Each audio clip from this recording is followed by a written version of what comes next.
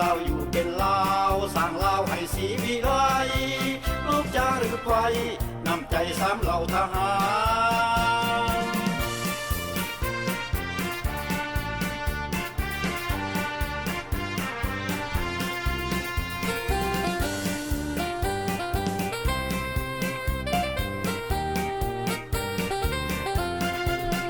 เพื่อทหารสมานกำลังกันเข้านักรบสามเหล่าบุกเข้าถูโจมศัตรูปราบพวกแก้วแดงแซ่แสงผู้ขาลบลู่ตามยันต่อสู้กบกู้อาทิตย์สบายดีท่านผู้ชมกลับมาพบกับรายการคนนักศาสตร์คนนักแผ่นดินของในรบพิเศษ3เหล่าทัพทหารกล้าแห่งราชจักรลาวในวันที่2 มิถุนายน 2023ในเวลา 5 นาฬิกาที่สหรัฐอเมริกาจากรัฐแคลิฟอร์เนียพบกับข้าพเจ้าในแรงวันพฤหัสและแรงวันศุกร์เกี่ยวกับประเด็นการถือฝืนสัญญาโครงการ18ข้อพร้อมด้วยความเป็นกลางของเราและความเป็นเอกราชแห่งชาติพี่น้องมื้อนี้เราจะมาย้อนเข้ามาจากหลายเรื่องเข้ามาอยู่ในเรื่องเดียวกันเพื่อจะสร้างความมั่นใจหรือว่าสร้างความunderstanding หรือว่าให้ทุกคนที่ติดตามรายการทหารกล้านี่ล่ะให้เข้าใจในจุดเส้นทางในการต่อสู้แม่นจริงเฮาเว้ากันมานี่6 ปี7 ปีเข้าหลายท่านก็เข้าใจดี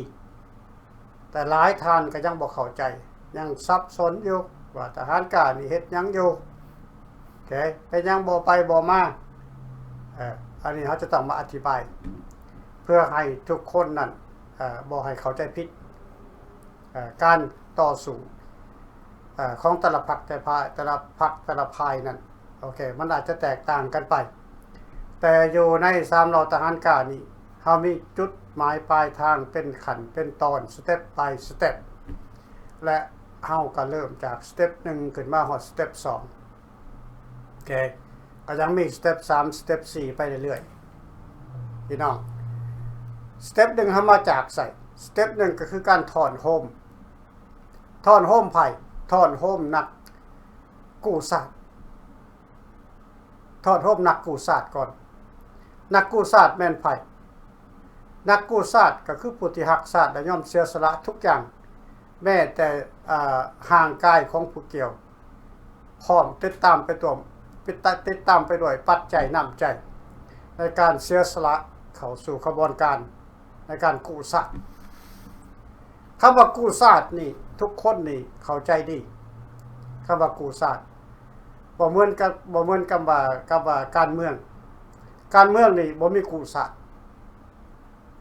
การเมืองบ่มีกู้ศาสตร์เฮ็ดการเมืองไปเรื่อย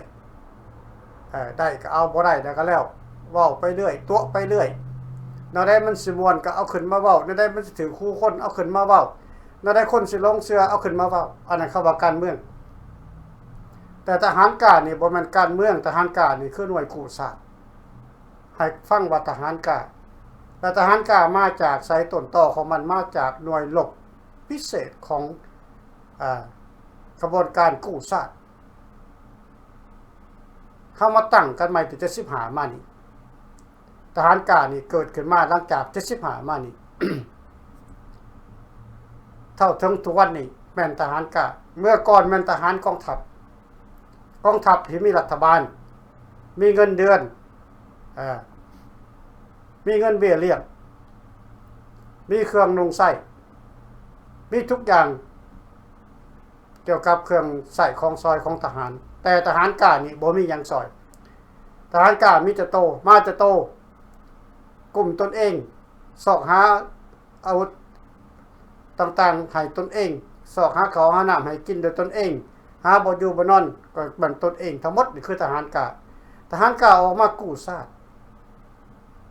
แต่พอ1975มาก็หวังว่านักการเมืองจะนำเอาคดีการเมืองนี่ขึ้นสู่สหประชาชาติให้มันท่วงทันกับเหตุการณ์แต่สุดท้ายว่านักการเมืองก็ล้มเหลวพี่น้องล้มเหลวมาตลอดตั้งแต่75มาจนฮอด2023นี่ก็ยังล้มเหลวอยู่นักการเมืองน่ะ แล้วบ่ให้ข้าพเจ้าออกมาติเตือนได้จังได๋ข้าพเจ้าย้ำแล้วย้ำอีกว่าการทวงสัญญานี่มันควรจะแล้วแต่ปี2585พุ่นมันควรจะสิ้นกันแต่85พุ่นแต่ก็บ่มีวี่แววในการทวงถามสัญญามีแต่แลนเรื่องสิทธิมนุษย์ซึ่งมันบ่เกี่ยวข้องกับคดีที่ตกค้างเฮ็ดให้ลาวเฮานี่แตกหักนั่นมันบ่เกี่ยวข้องกับคดีตัวนั้นนี่คือเหตุผลที่ข้าพเจ้าอยากจะอธิบายในปี75ขึ้นมาฮอด2023นี่มีนักการเมืองกลุ่มใดองค์การใดที่สามารถฟ้องร้องสปป.ลาวได้มีไผเฮ็ดได้นอกจากทหารกล้าเท่านั้นเฮ็ดได้ในการฟ้องร้องและก็ได้ขึ้นใส่หน้าจอไว้ให้ทุกคนได้อ่านอยู่ในเว็บไซต์ของทหารกล้า royallao.org ทุกคนสามารถเข้าไปเบิ่งในหันง่ายที่สุดถ้าหากบ่ฮู้จักเข้าเจาะหาข้อมูลของ ICC คันพวกท่านฮู้จักเจาะข้อมูลของ ICC แล้วพวกท่านก็เข้าไปเบิ่งในเว็บไซต์ของ ICC ได้พี่น้องเฮาบ่ได้ออกมาเว้ากันลอยๆเฮาบ่ได้ออกมาเว้ากันม่วนเฮาบ่ได้ออกมาเพื่ออยากดังอยากเด่น No ทหารกล้าออกมาเพื่อต่อสู้เอาเอกราชลาวขึ้นมาทุกอย่างมันเฮ็ดให้มันสอดคล้องกับกฎหมายโลกกฎหมายประเทศของสหรัฐอเมริกาถ้าหากว่าเจ้าบ่มีความจริงจังบ่มีความมั่นใจเจ้าบ่สามารถจะเอาเว็บไซต์ออกมาเว้าเกี่ยวกับสปป.ลาวเรื่องการเมืองเด็ดขาดและก็บ่สามารถจะออกมานั่งปากมาเว้าโจมตีในการขับไล่รัฐบาลสปป.ลาวคือทหารกล้าพี่น้องหลายคนยังว่าเฮาเว้าเล่นอยู่ถ้าพวกท่านกล้าพวกท่านออกมาเว้าคือทหารกล้าเบิ่งในรายการของพวกท่านเว้าเบิ่งเว้าคือทหารกล้านี่เว้าเบิ่งดูเฮาออกมาเนี่ยเพื่อขับไล่คอมมิวนิสต์ออกจากประเทศลาวโดยใช้วิธีการเอาสัญญาโครงการ18ข้อลาวรวมลาวเวียงจันทน์วันที่10กุมภาพันธ์2573นี่ขึ้นมาข้าพเจ้าอยากได้ยินจากปากนักการเมืองทุกๆองค์การคันพวกท่านกล้าถ้าท่านได้หากยังบ่เข้าใจกันการเมืองของหน่วยทหารกล้านี่พวกท่านต้องไปถามหัวหน้าพวกท่านต้องมีหัวหน้าต้องถามหัวหน้าพวกท่านหรือถ้าพวกท่านบ่มั่นใจว่าหัวหน้าพวกท่านจะบอกความจริงหรือบอกความจริงนั่นน่ะถ้าพวกท่านเป็นนักการเมืองที่มีระดับพวกท่านก็สามารถเข้าไปในเว็บไซต์เข้าออนไลน์ตี้หาค้นคว้าหาข้อมูลถ้าพวกท่านบ่สามารถเข้าไปในเว็บไซต์ค้นหาข้อมูลเองได้พวกท่านก็บ่เป็นนักการเมืองที่มีระดับเป็นนักการเมืองทิศจ่อยแต่อยากอวดดังอวดดีอวดว่าตัวเองฉลาดเฉลียวซื่อๆถ้าพวกท่านฉลาดแท้ๆพวกท่านก็สามารถเข้าไปค้นหาข้อมูลของหน่วยงานของทหารกล้าอยู่ออนไลน์ได้ freelawgovernment.org ก็ได้เข้าไป royallao.org ก็ได้มีข้อมูลไว้ให้เต็มหมดพี่น้องบ่จะเป็นจะต้องไปถามผู้นั้นถามผู้นี้ถามผู้นี้ถามผู้นั้น no คันถ้าพวกท่านหักมั่นใจอยากจะเฮ็ดเรียกชาติบ้านเมืองแท้พวกท่านก็เข้ามาโลดจะเข้าในรายการของทหารกล้าองค์การทหารกล้าหรือเข้าในองค์การใดก็ได้เพราะว่าเฮาบ่ได้ออกมาหลอกมาลวงผู้ใดทั้งสิ้นทุกอย่างมีข้อมูลให้พวกท่านเห็นพวกท่านเบิ่งและคดีศาลของ ICC ที่เกาะไม้เกาะเอารัฐบาลสปป.ลาวขึ้นศาลโลกนั่นตั้งแต่ปี2016พุ่นเดี๋ยวนี้มัน2023แล้วพี่น้องหลายคนก็ว่าดร.ฟารีบอกทางนอกเด้อบ่ได้บอกใส่หูข้าพเจ้าเด้อบอกข้างนอกมันก็ปิ้วมาลมมันพัดมาปิ้วมามันก็มาเข้าหูข้าพเจ้าคือเก่าเนาะพวกท่านดร.ฟารีเขาเป็นคอมมิวนิสต์เขาเป็นโจรเฮ็ดได้เขาจะมาขึ้นศาลนำเจ้าคือโง่แท้ไผโง่กันแท้ท่านเองนั่นแหละโง่น่ะท่านบ่รู้จักการเมือง สมมติว่าทานนี่นะโอเคทานนี่ไปเฮ็ดอะไรอันหนึ่งผิดกฎหมายเขาเอาขี่รถไปเหยียบคนตายซะท่านก็ต้องตึกตำรวจจับและขึ้นศาลโอเคถ้าขึ้นศาลแล้วเขาจะปล่อยออกมาเขาจะปล่อยออกมาแล้วเขาจะต้องมีไม้เกาะขึ้นไปศาลขึ้นไปอธิบายที่ได้ก็4 เทื่อ5 เทื่ออยู่ในศาลก็ห้องเบลบอนภาษาอังกฤษคำว่าเบลบอนบอนออกมาคำประกันออกมาโอเคเอามาสู่คดีนั้นถ้าหากทานบ่กลับเขาไปสู่คดี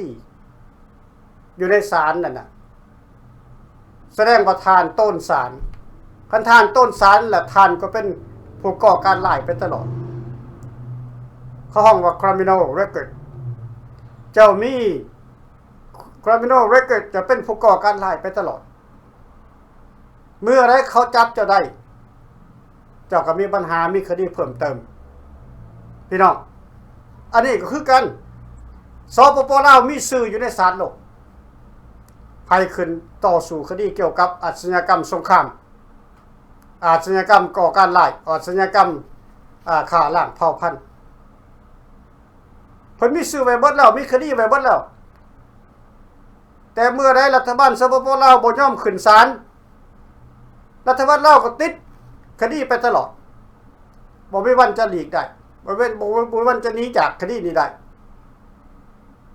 และเขาจะเฮ็ดกันต่อพวกเขาก็จะเฮ็ดการเมืองกันดีง่ายขึ้นอีกพี่น้องพวกเขาจะมีหนทางหลายกว่าเก่าอีกในการต่อสู้และขับไล่พวกคอมมิวนิสต์ออกจากแผ่นดินลาวเฮาน่ะเพราะคอมมิวนิสต์เอาประเทศลาวไปบ่ได้ถูกต้องตามกฎหมาย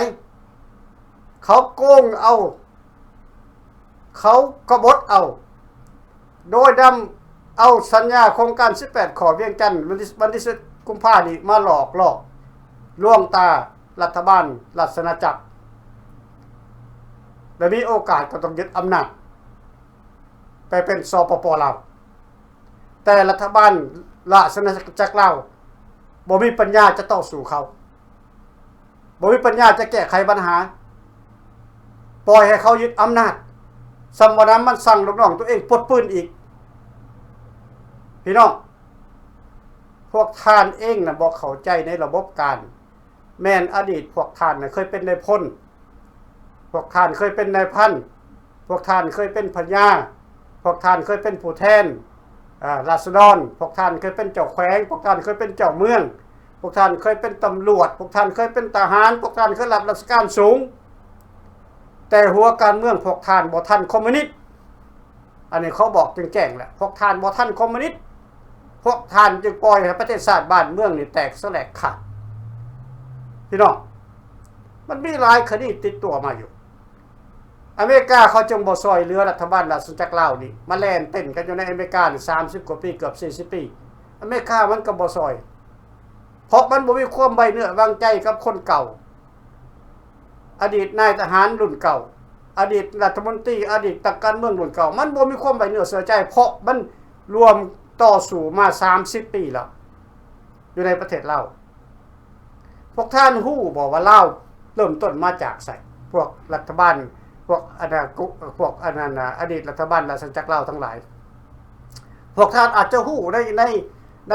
เครือข่ายของพวกท่านอาจจะฮู้ในปึ้มเขาเขียนขึ้นมาเว้าเขียนขึ้นมาแต่งขึ้นมาที่ว่าคนรุ่นใหม่หลังจาก75มานี่ประสบการณ์แต่ละคนเขียนขึ้นมาแล้วก็มาแจกจ่ายกันให้อ่านกันต่อไปนั่นมันก็มีอันผิดอันถูกมีอันผิดอันถูกถ้าอ่านปึ้มมันจะยาวพี่น้องข้าพเจ้าอธิบายให้มันจะสั้นให้เข้าใจมื้อนี้ขอเวลาหน่อยนึงข้าพเจ้าจะอธิบายให้ฟังว่าลาวนี่ไปยังมันจังแตกราชอาณาจักรลาวไปยังจังถึกลัทธิคอมมิวนิสต์ขับใดหรือว่าโคตรล่มแบบง่ายได้แบบเสียงปืนบ่แตกแล้วก็แล่นไปเขาอนาคตเองภายรัฐบาลภายครัวเนี่ยพากันแล่นขี่ย่นบ่แล่นพากันขี่ย่นไปเขาคุกเอง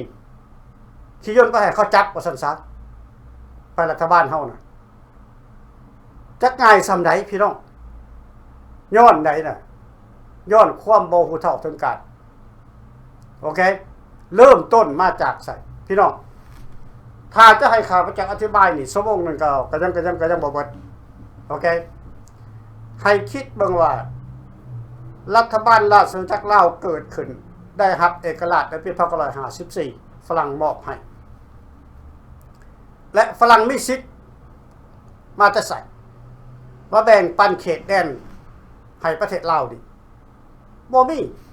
ฝรั่งก็บ่มีสิทธิ์สิมาแบ่งปันเขตน้ำในดินให้ลาวนี่พี่น้องแต่ฝรั่งก็เห็นว่าลาวนี่มีชาติลาวนี่มีชาติมีเจ้าแผ่นดินปกครองกันมาหลายพันปีฝรั่งเขาฮู้ฝรั่งเขาจึงเรียกห้องให้นานาชาตินี่น่ะเข้ามาฮู้จักประเทศลาวแต่ก่อนบ่มีใครฮู้จักประเทศลาวอเมริกาก็บ่ฮู้จักประเทศลาวแต่ก่อนนะก็มีแต่ฝรั่งผู้เดียวฮู้จักประเทศลาวเพราะประเทศลาวเป็นประเทศน้อยที่สุดวิทย์หูวิตาของนานาสากลบ่มีใครฮู้ฝรั่งเท่านั้นจะฮู้ว่าลาวนี่มีชาติและเมื่อฝรั่งฮู้ว่าลาวนี่เป็นขี้ขาให้แก้วเป็นขี้ขาแก้วอดีตราชวงศ์ในเมื่อก่อนคือสุภานุวงศ์สุวรรณภูมิเพชรสลาดพวกนี้ไปเฮียนอยู่ฮานอยทั้งหมดไปจบการศึกษาอยู่ฮานอยในสมัยก่อนในสมัยสงครามฝรั่งเศสพี่น้องหลังจากฝรั่งมอบเอกราชให้ลาวแล้วในปี1954ฝรั่งจึงเลือกเอาเจ้าศรีสว่างวงศ์ขึ้นเป็นเจ้าชีวิตย้อนบ่ไว้เนื้อวางใจย้อนบ่เชื่อใจเจ้าเพชรสลาดเพราะเจ้าเพชรสลาดเฮียนจากฮานอยคันเฮียนจากฮานอยแล้วมันต้องเอาทฤษฎีมาร์กเลนินเข้ามาฉะนั้นฝรั่งเศสจึงตัดสินใจบ่เอาเจ้าเพชรสลาดเอาเจ้าศรีสว่างวงศ์ผู้ที่ว่าเฮียนภายรัฐบาลภายเสรีขึ้นเป็นเจ้าชีวิตจึงมีการคัดแย่งกันในตำแหน่งสุเพชรสลาดสุภานุวงศ์สุวรรณภูมิจึงมีแผนการแตกคอก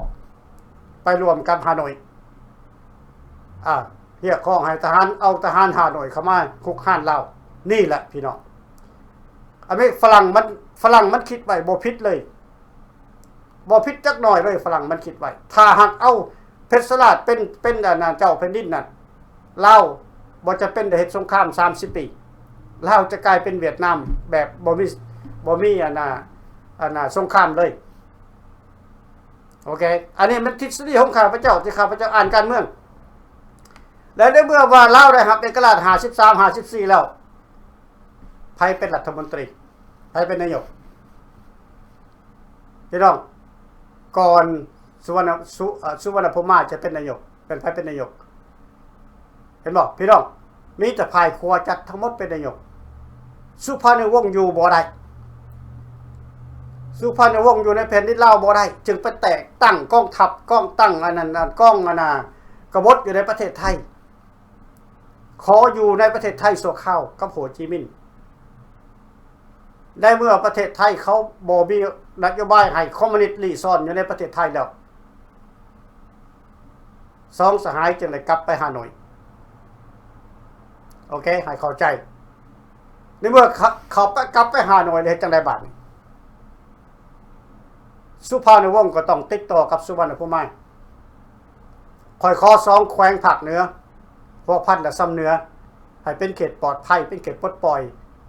ระยะชั่วคราวพี่น้องระยะชั่วคราวรัฐบาลฝ่ายขวาบ่ยอมเอาให้เมื่อรัฐบาลฝ่ายขวาบ่ยอมเอาให้แล้วฮานอยมันเข้าถึงไผบ้านเข้าหาสุวรรณภูมิก็เข้าหาดึงเอากองแร่ขึ้นมาเป็นผู้นำกับภายกบฏเรียกร้องให้เป็นกลางกบฏเข้าโจมตีรัฐประหารเป็นกบฏซื่อรัฐประหารโค่นล้มรัฐบาลภายขวาต้องการอยากเป็นกลางฉะนั้นล่ะประธานกองแร่จังหวัด9860เป็นวันสำคัญของพรรคเป็นกลางกองแร่9860น่ะเป็นวันกบฏของชาติ ถ้าไผเป็นสมาชิกของกองแร่น่ะพวกท่านควรจะนั่งใหม่ลุกใหม่ยืนใหม่เฮียนเอาประวัติศาสตร์ใหม่กองแร่คือกบฏในสมัยนั้นถึกสุวรรณภูมานี่จับขึ้นมาแป้ลูกแกเอาขบวนการเอาทหารครึ่งหนึ่งให้กองแรกและทหารครึ่งหนึ่งก็เป็นของแก้วแดงเข้ามารัฐประหารอยู่ในลาวบังคับให้ลาวนี่เป็นกลางสุวรรณภูมาก็ไปต่อรองกับองค์การสหประชาชาติก็เลยบอกกันว่ากันเป็นกลางแล้วจะบ่มีสงครามปลอดภัยสงครามให้บอกพี่น้องเป็นยังเขาจะให้เราเป็นกลางเพราะถ้าเราเป็นกลางแล้วทหารอเมริกาหรือว่าพลังกำลังทหารของอเมริกาจะบ่มีสิทธิ์เข้าไปซอยเรือรัฐบาลภายขวาได้ถ้าเรายังเป็นขวาจัดอยู่นี่พวกสุพรรณวงศ์บ่มีโอกาสจะเคลื่อนติ่งได้และขอแขวงสำเนือหรือว่าพันเป็นเขตปลดปล่อยพี่น้องสหประชาชาติฮู้จักสหประชาชาติฮับฮู้เขตปลดปล่อยสำเนือหัวอันนั้นกับหัวพันนั่นสหประชาชาติเองเป็นผู้อนุมัติให้สำเนือหัวพันนี่เป็นเขตปลดปล่อยของฝ่ายคอมมิวนิสต์เพื่อจะให้เล่าสองฝ่ายนี่ยุติการกบฏการปฏิวัติของกองแร่นี่นะให้เข้าใจเรื่องจริงจังมันรัฐบาลฝ่ายขวาเฮาบ่เอามาเปิดเผยรัฐบาลฝ่ายขวาเฮาเก็บเป็นความลับพี่น้องนี่แหละบ้านเมืองเฮาจึงแตกหลังจากกองแร่ปฏิวัติเรียบร้อยแล้วเป็นกลางเรียบร้อยแล้ว9860แล้วพี่น้องเพื่อสหประชาชาติจะลงมติกัน13ประเทศ14ประเทศเห็นดีบ่ให้เราเป็นกลางนี่หรือว่าจะให้เราเป็นขั้วจัดอยู่แต่ว่าอ้ายเล่าประกาศขออยากเป็นกลางขออยากเป็นกลางขออยากเป็นกลางขออยากเป็นกลางเพราะคอมมิวนิสต์บังคับให้ส่วนอนันต์ภัยรัฐบาลขวานี่ให้เป็นกลางปี1962สหรัฐอเมริกาประชาชาติจึงประกาศให้เราเป็นกลาง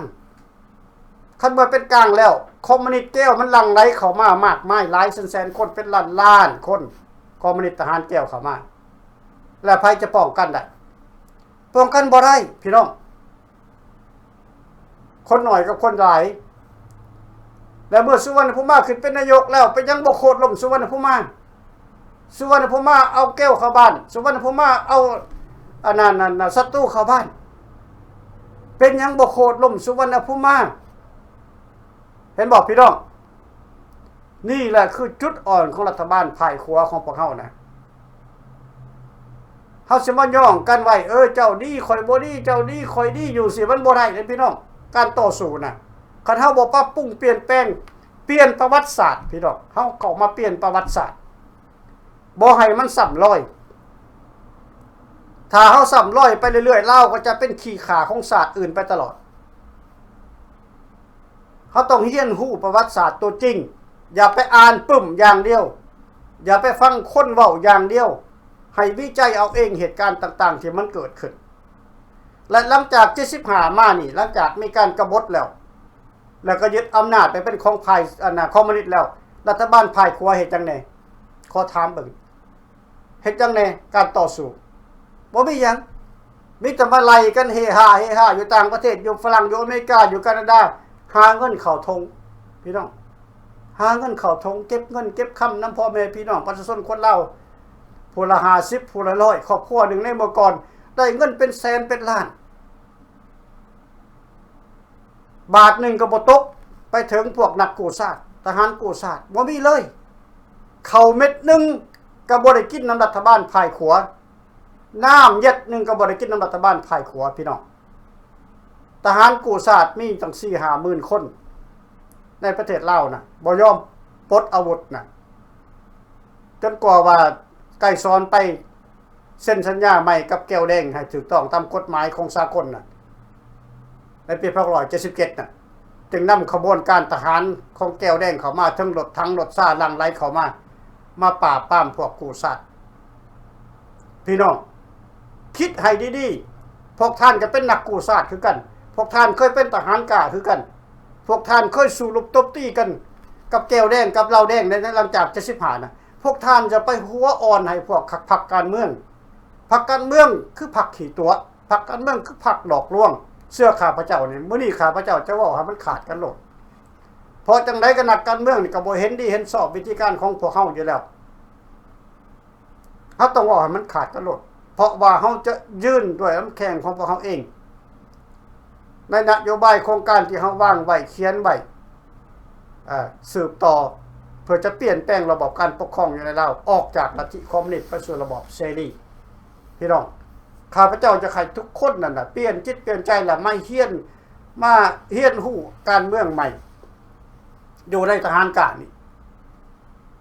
แม่นอยู่ข้าพเจ้าอาจจะเป็นรุ่นลูกพวกท่านอาจจะเป็นรุ่นหลานพวกท่านอาจจะเป็นลูกน้องพวกท่านแต่คนเฮามันมีโอกาสเติบโตได้มันมีโอกาสเฮียนฮู้ได้มันมีโอกาสเป็นผู้นำได้เพื่อแก้ไขประเทศชาติบ้านเมืองบ่แม่นจะไปนั่งเอาคนเต่าล้านปีเนี่ยมาเป็นผู้นำอยู่ตลอดพี่น้องบ่ได้ดูหมิ่นบ่ได้ดูถูกบ่ได้เหยียบย้ำแต่ทุกอย่างมันมีเกิดมีเจ็บมีตายพี่น้องบ่แม่นว่าจะเฮาว่าเฮานี่เก่งตลอดอายุ80ปี90ปีก็ยังเก่งอยู่ตลอดบ่ยอมให้ไผขึ้นมาแทนที่นั่งอันนั้นมันบ่ถูกต้องแล้วนักการเมืองบ่ถูกต้องแล้วพี่น้องเฮาจะให้ทุกคนนั่นน่ะอย่าไปคิดเบิ่งว่าอย่าไปคิดอย่าไปเข้าใจว่าทหารกล้านี่เหยียบย่ำศักดิ์ศรีอดีตบรรพบุรุษของทหารกล้าของอันนั้นราชอันนั้นผู้นำราชอาณาจักรลาวเฮาพี่น้อง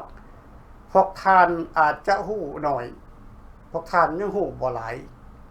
พวกท่านอาจจะกิ้งเกือกเรื่อยๆครับบุคคลที่มีอำนาจในเมื่อก่อนแต่พวกท่านบ่เห็นว่าเบื้องหลังของเขาน่ะเขาเฮ็ดหยังอยู่พวกท่านบ่เห็นเขาบ่ได้เปิดให้พวกท่านฮู้เขาบ่ได้บอกให้พวกท่านฮู้ว่าเขาเฮ็ดหยังอยู่ในเมื่อก่อนน่ะเป็นยังแก้วจนเขาเต็มบ้านเต็มเมืองทั้งเหนือกับเขาทั้งกลางกับเขาทั้งใต้กับเขามันเข้าได้จังได๋แก้วน่ะมันมาแต่ไสไผเป็นผู้ปล่อยเส้นทางมันเข้าขึ้นมาคันบ่เป็นผู้อำนาจสูงสุดอำนาจสูงสุดก็คือไผก็สุวรรณภูมิมาสูงกว่าหมู่เบิดอยู่ทางภายขวาอำนาจอยู่ทางภายซ้ายภายคอมมิวนิสต์ก็แม่นน้องซ้ายสุวรรณภูมิสุภาพในวงศ์เขาเว้ากันได้เขาคุยกันได้คำสั่งลงไปแต่ละภาคให้ถอนกำลังเขาก็ถอนคำสั่งลงไปให้ตีเขาก็ตีแห้งๆแล้วพรรคคอมมิวนิสต์ก็ขอเจรจาหยุดยิงก็หยุดยิงเจรจาหยุดยิงก็เจรจาหยุดยิงก็หยุดยิงแล้วพรรคคอมมิวนิสต์ก็เคลื่อนกำลังเขาเป็นบอกพี่น้องมันเป็นแผนการของคอมมิวนิสต์และเป็นยังรัฐบาลภายขวาเฮานี่จึงบ่ลุกขึ้นเทียบเท่ากับเขาเจ้าเป็นยังจึงปล่อยให้เขาเจ้านี่เอาเปรียบอยู่เสมอโอเคเอาเปรียบอยู่เสมอนี่ล่ะการมาหรือว่าการเดินหน้าของ3เหล่าทหารกล้านี่เฮาฮู้จักจุดอ่อนมันล่ะจุดอ่อนของการปกครองรัฐบาลราชอาณาจักรลาวในเมื่อก่อนและเฮาก็ฮู้จักจุดอ่อนของพรรคคอมมิวนิสต์สปป.ลาวอีกว่าเฮาจะแก้เกมกันกับเขาแนวใดบ่แม่นจะมานั่งลอยตาแล้วก็ด่าเขาประจานเขา no เฮาทั้งด่าทั้งประจานทั้งมีแผนการโค่นล้มเขาให้มันถูกต้องตามกฎหมายของสากลพี่น้องนี่คือวิธีการเมืองของทหารกะบ่แม่นจะออกมานั่งฝันดอนฝันว่ามื้อนั้นเด้อเขาสิอันน่ะลุกขึ้นมื้อนั้นมื้อนี้เด้อเขาสิปลดปล่อยเด้อมื้อนั้นมื้อนี้เด้ออเมริกาสิไปซอยเด้อเตรียมกำลังเมียดมื้อนั้นมื้อนี้เด้อสหประชาชาติจะเข้าไปซอยเด้อเตรียมไว้บ่มีทหารกล้าบ่เคยคิดจังซั่นเขาบ่ได้หวังว่าประเทศใดจะให้การช่วยเหลือของพวกเขานอกจากเขาจะช่วยเฮาเองการช่วยเขาเองช่วยแนวใดพี่น้องทั้งในประเทศผู้ที่ได้รับเคราะห์รับกรรมทหารข้าราชการอยู่ในประเทศเราที่รับเคราะห์รับกรรมก็ต้องเข้าร่วมกระบวนการกับพวกเขาขออนุญาตสบายดีท่านในคงสบายดีท่านดร.ปริสบายดีทั้งครอบทั้งครัวเด้อท่านดร.เด้อเจ้าขอบใจท่านขอทักทายสบายดีพ่อแม่พี่น้องชาวลาวเฮาที่ฮักแพงทั้งหลายอยู่ทั่วทุกมุมโลกบ่ว่าอยู่ประเทศไหนก็แล้วแต่อยู่ประเทศลาวทางนอกทางในเกิดลูกหลานเฮาที่ไปอยู่เมืองไทย ที่บอกภาษาไทยได้หลายๆประเทศนั้นก็ขอความกรุณา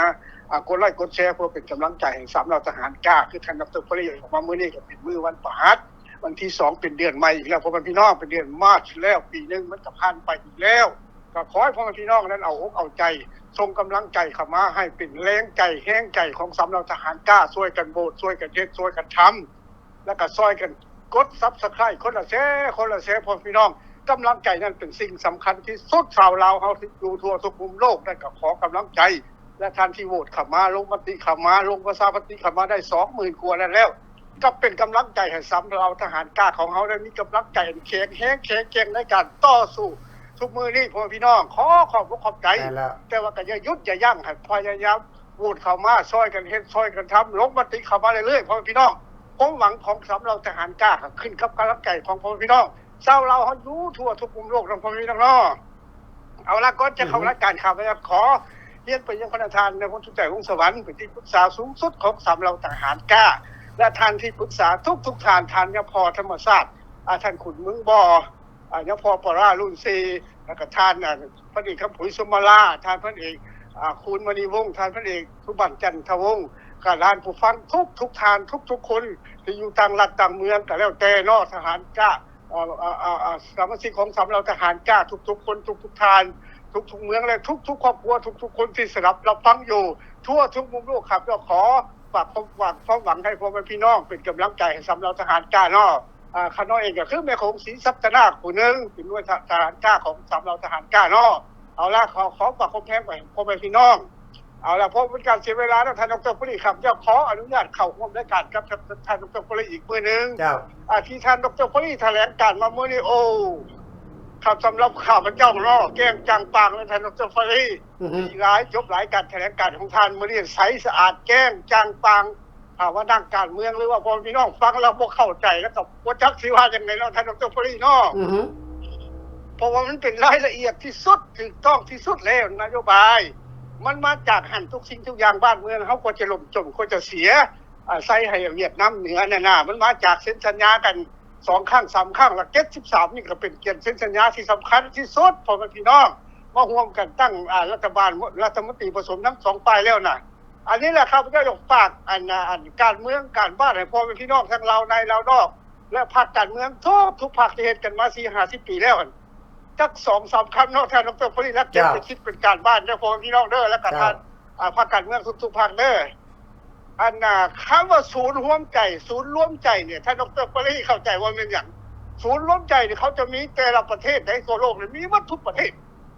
สิเป็น100ประเทศ200 300ประเทศก็อย่าประเทศที่บ่เป็นที่บ่มีเจ้ามหาชีวิตที่บ่มี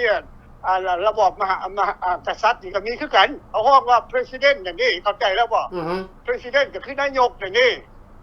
อันนั้นแหละคือศูนย์รวมใจพ่อพี่น้องประเทศเฮาคือกันเมื่อเขาเข้ามาแล้วเขาล้มรัฐบาลแล้วเขาก็ไปล้มสถาบันกษัตริย์บ่ให้มีพระบาทสมเด็จพระเจ้ามหาชีวิตนั่นแหละคือศูนย์รวมใจคือดวงใจของประชาชนเมื่อศูนย์รวมใจเมื่อดวงใจนั้นแตกแล้วประชาชนก็แตกหนีเห็นบ่หลังจากคนเขาล้มสถาบันแล้วก็แตกหนีกันวูบอันนั้นแหละคือศูนย์รวมใจของประเทศชาติบ้านเมืองของเราเฮาเดี๋ยวนี้กันประเทศไทยเขาก็มีศูนย์รวมใจอยู่เป็นกำลังใจศูนย์รวมใจเขาก็คือหยังก็คือพระบาทสมเด็จพระเจ้ามหาชีวิตองค์เท่าคู่มือนี่แหละแล้วก็สำนักนายกเขานั่นแหละแล้วก็พระราชวังเขานั่นคือศูนย์รวมใจไทยของเขาคือการจะศูนย์รวมใจลาวก็คือพระบาทสมเด็จพระเจ้ามหาชีวิตเฮาเมืองหลวงนั่นแหละอันนี้แหละหน่วยหัวใจเมื่อว่าหน่วยหัวใจเขาแตกแล้วปุ๊บลูกหลานเฮาก็เลยแตกนี่แหละพ่อพี่น้องให้เข้าใจว่าศูนย์รวมใจมาแต่ไสศูนย์รวมใจมันหยังคือสถาบันกษัตริย์พ่อพี่น้องให้เข้าใจตัวนี้คำว่ารักชาติศาสนาพระมหากษัตริย์รัฐธรรมนูญมันอยู่หั่นหมดพ่อพี่น้องและให้พ่อพี่น้องจึงเข้าใจเราในเรานอกพ่อพี่น้องลูกเราเกิดไปหลัง75นี้ยังบ่เข้าใจว่าชาติคือหยังศาสนาคือหยังพระมหากษัตริย์คือหยังรัฐธรรมนูญคือหยังคือศูนย์รวมใจศูนย์รวมใจอยู่บนไหนอยู่สถาบันกษัตริย์ประเทศใดที่มีกษัตริย์ประเทศนั้นที่ร่มเย็นเป็นสุขบ่มีข้าศึกศัตรูแล้วก็ชาวโลกเขาก็เกรงยำเกรงขามให้ความเคารพเศรษฐกิจก็เข้มแข็งบ่อึดบ่ยากนั่นแหละเขาฮ้องว่าศูนย์รวมใจพ่อพี่น้องเฮาบ่มีศูนย์รวมใจแล้วเฮาบ่มีพ่อมีแม่แล้ว นี่แหละกษัตริย์ของเขาถึกล่มไปแล้วสถาบันถึกล่มไปแล้วแล้วก็ไปสัมมนานั่นพ่อแม่พี่น้องเข้าใจบ่ข้าเจ้าก็ได้ข่าวดีๆมา 2-3 มื้อนี้อีกมาจากผู้นึงเพิ่นกับคนรู้จักกันได้บ่รู้จักกันได้เพิ่นก็มาจากวอชิงตันสเตทพุ่นแหละเพิ่นก็หนีสัมมนามาได้8 ปี9 ปีเพิ่นมาวัง85นี้เรื่องไปสัมมนานั่นคือถือหลอกไปเฮียนนั่นแหละพ่อพี่น้องบ่มีผิดดอกที่ข้าพเจ้าเคยเว้าหลายท่านก็บ่เข้าใจภาคการเมืองบ่เข้าใจดอกแต่ยังเอาสิทธิมนุษย์ออกมาโจมตีเขาอยู่นั่นสิทธิมนุษย์นั่นข้าพเจ้าบ่ได้ดูถูกดูแค้นที่ท่านเฮ็ดมากันที่50 ปีนั่นน่ะเห็นบ่ท่านต้นบาปสมบัติสมพรนั่นน่ะนั่งหมอกนั่งหมวยหมู่นั่นท่านเท่าหลอดใจค้ำนางหลอดเท่าสุกกันใจพรรคหมู่นั่นน่ะไปท่วงเอาเขาออกคุกให้มันได้ซะก่อนเขาบ่สนใจคำว่าสิทธิมนุษย์ดอกคอมมิวนิสต์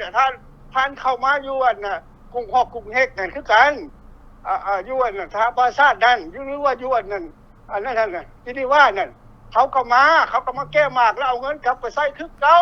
เพราะฉะนั้นท่านที่มาสอนเขาว่าเฮ็ดอันนั้นเฮ็ดอันนี้ให้เขาปฏิบัติแบบนั้นปฏิบัติแบบนี้นั่นน่ะใส่สูตรออกมาแล้วมาสอนแค่ลอยน้ำเงินเขาบ่สะทบสะท้านมันบ่แม่นการเมืองท่านดร.ฟารีถูกต้อง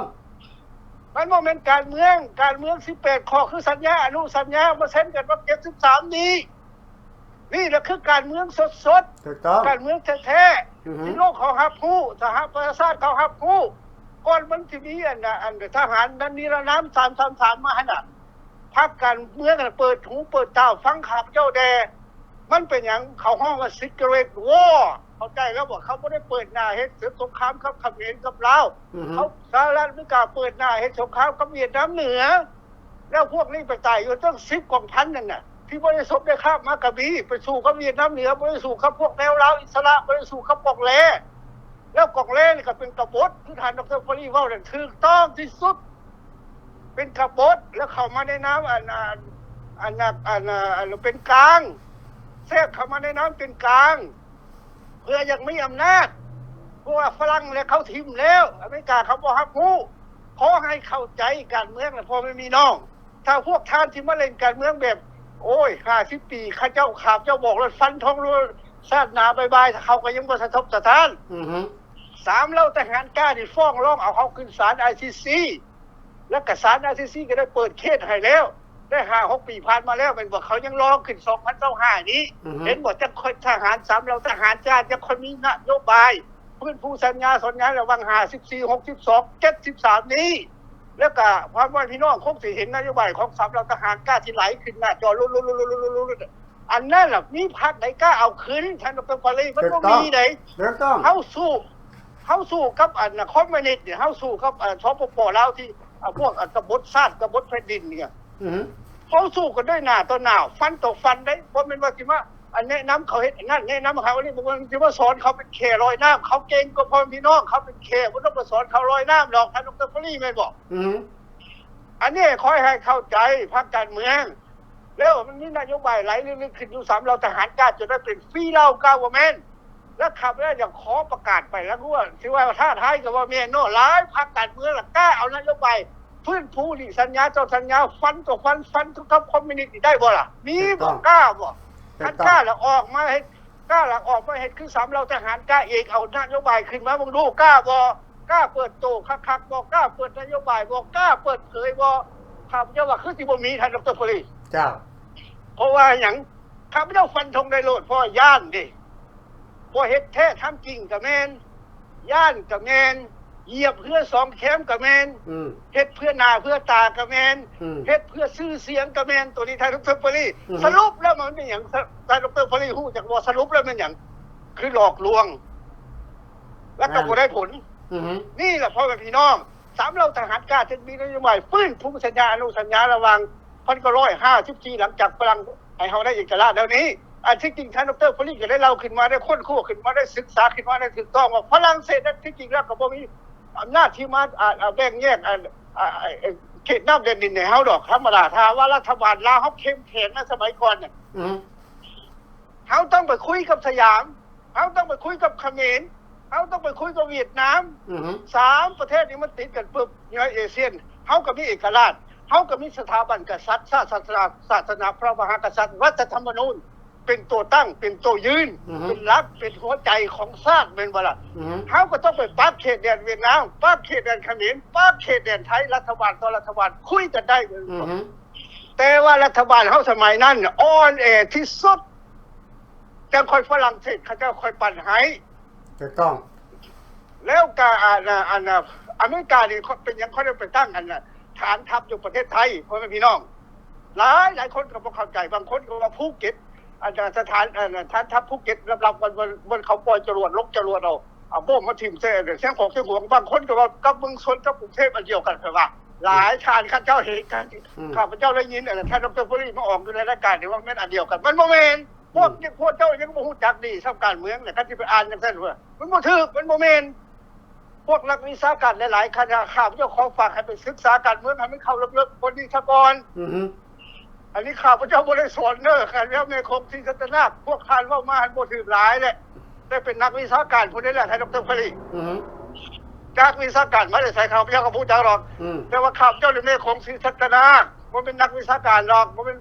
นักการเมืองอาวุโสแต่พอฮู้จักอยู่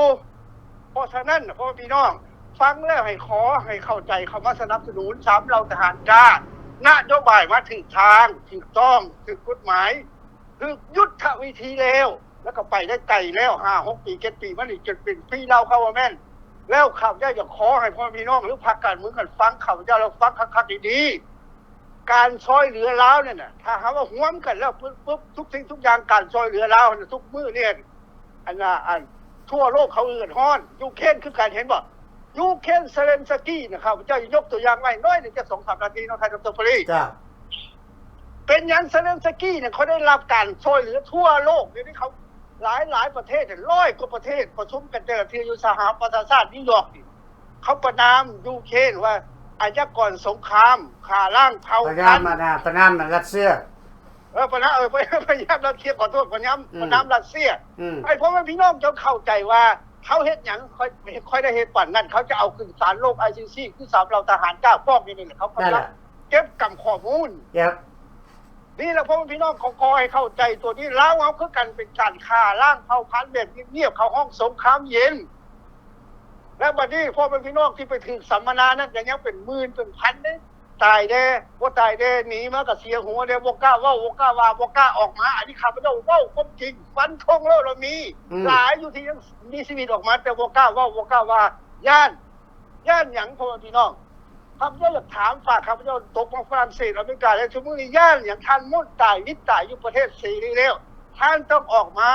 ประกาศออกมาไขความจริงให้พ่อแม่พี่น้องให้ชาวโลกเขารู้จักให้ศาลรู้จักให้ ICC รู้จักให้สหประชาชาติรู้จักว่าท่านถูกจับไปทรมานแบบนั้นแบบนี้มันจะเป็นเคสมันจะฮ้อนขึ้น อือฮึ เป็นการนี่แหละคือการเมืองของพี่น้อง อือฮึ เพราะมันจะออกมาเล่าแล้วออกมาด่าเขาพี่น้องเฟซบุ๊กเขาเปลี่ยนนั่นเปลี่ยนนี่เขาจีหลายเท่านั้นเท่านี้กี่พันกี่หมื่นกี่ล้านดอลลาร์ 3,000 5,000 แสนดอลลาร์ท่านที่ไปซอยอย่างเขาได้อันนั้นท่านที่ไปใส่ดีซอยเขาบอกท่านก็จะถามพรรคการเมืองหลายๆพรรคเดที่ออกมาวิจารณ์แบบนั้นแล้วได้หยังขึ้นมาเขาตื่นบอกเขาหนิงบอกเขาย่านบอกท่านไปสอนเขาในนั้นไปแนะนำในนั้นบ่แม่น อือฮึ ท่านไปโปรโมทให้เขาซ้ำครับเจ้าว่าท่านดร. แม่นแล้ว เอาข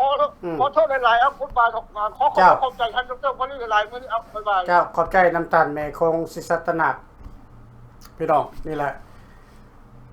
ความจริงคือความจริงเฮาจะบ่ออกจากความจริงเด้อพี่น้องเด้อเฮาจะบ่ออกจากความจริงโอเคเพราะว่าความจริงเนี่ยเป็นสิ่งที่ดีที่เฮาควรจะนำขึ้นไปแก้ไข และปรับปรุงและแก้ไขกันต่อไปเอาสบายดีท่านรับ อัลโหล เจ้าโอเคผู้ที่ท่านแม่คงกำลังออกไปท่านเข้ามาเลย โอเคโอ้กระสันกาขอขอบใจที่ท่านคือให้เขามาออกอาการนำมื้อนี้เนาะแล้วก็ขอสบายดี เชิญเลย เพื่อนนักรบนักต่อสู้โดยเฉพาะ3เราทัพทหารกล้าแห่งพระจักรลาวของพวกเฮาเนาะก็ขอให้แต่ละท่านมีน้ำใจต่อสู้อย่างบ่หยุดบ่หย่อนเพราะว่าเอาหมายความว่ามื้อนี้ ดร.เพิ่นเล่าเรื่องอันใดเนาะตัว เว้าเรื่องความแตกต่างการเมืองระหว่างทหารกาหรือว่า Free Lao Government กับนักการเมืองต่างๆทั่วโลกว่าแตกต่างกันอยู่บ่อนใดทหารกาเนี่ยมันออกมาต่อสู้ออกมากู้ชาติออกมาเว้าเรื่องกู้ชาติบ่ได้ออกมาเว้าเรื่องการเมืองอย่างเดียวกู้ชาติกับการเมืองบ่คือกันไดการเมืองคือมันเป็นการขี้ตัวหลอกลวงเฮ็ดจังได๋คนสิเชื่อมันเฮ็ดจังได๋คนสิอันนั้นนิยมนั่นคือการเมืองแต่ว่าการกู้ชาตินี่มันบ่แม่นการเมืองเด้มันเป็นเว้าเรื่องการเจ็บการตายกันการเป็นการตายเด้ถ้ามันบ่มีความจริงเฮาบ่จะบ่นำขึ้นมาเว้าบ่นำขึ้นมาเผยแพร่ แม่นแล้วท่านผู้ชมก็คือพี่น้องชนชาติชาวลาวผู้ที่รักชาติรักประเทศเนาะและพวกเขาก็ได้ยินโฆษกเพิ่นแถลงออกมาแต่ว่าต้นเพราะว่าข้าพเจ้าก็บ่ได้ยินตอนเพิ่นเว้าเพราะว่าคันแม่นรู้จักได้ฟังได้ก็สิรู้จักอันเรื่องมาต่อยอดเพิ่นดอกแต่ว่าเนี่ยได้ก็เข้าใจแล้วในการที่ว่าเพิ่นเว้านั้นมันก็แม่นอยู่แล้วเพราะว่าการเมืองก็คือมันก็เป็นคือละครก็แม่นดอกการเมืองคันซ้อนแล้วก็ดิคันเบิ่งอย่างนึงเนาะแล้วบัดนี้เดี๋ยวนี้เมืองลาวเฮานี่พี่น้องสิรักชาติเฮาบ่แม่นดินละครเด้พี่น้องพวกเฮาได้เสียดินดอนตอนหญ้าเสียหมดทุกอย่างเลยได้ฉะนั้นอันนี้เฮาก็จะเข้ามาเว้านะถ้าพี่น้องลาวเฮาในนอกหรืออยู่ทั่วแห่งหนในโลกไปนี่เนาะ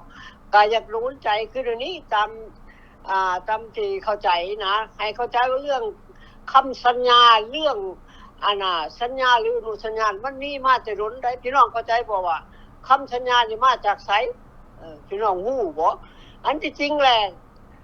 ข้าพเจ้าเขาเว้าน้อยนึงเนาะเท่าที่เห็นฮู้มาเนาะคำสัญญานี่มีผู้นึง